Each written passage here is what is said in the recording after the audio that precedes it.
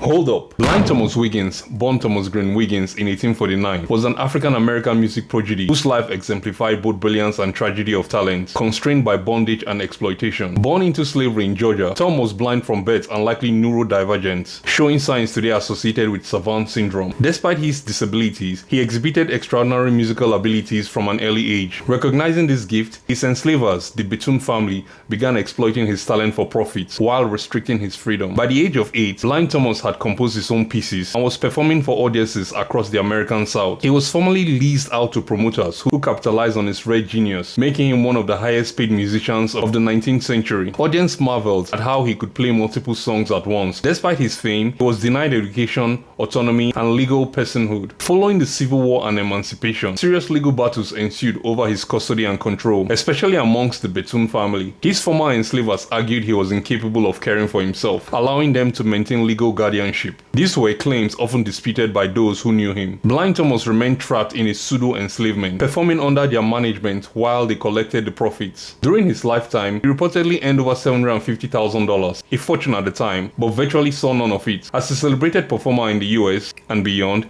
he performed for President James Buchanan, which was unheard of at the time for a black man. Despite his international acclaim, he was often viewed more as a curiosity than as a serious artist due to his race and perceived disabilities. In the media, Tom was frequently compared to a bear, baboon, or a mastiff. His compositions showcased not only technical brilliance but also historical commentary through sound. Later in life, as his fame declined, he was largely secluded and continued to live under the control of his caretakers. He died in 1908 in relative obscurity, though his legacy endured in musical history. Blind Thomas' life is an haunting example of how genius can be both celebrated and imprisoned. Yet he never truly escaped the shackles of racism, ableism, and exploitation.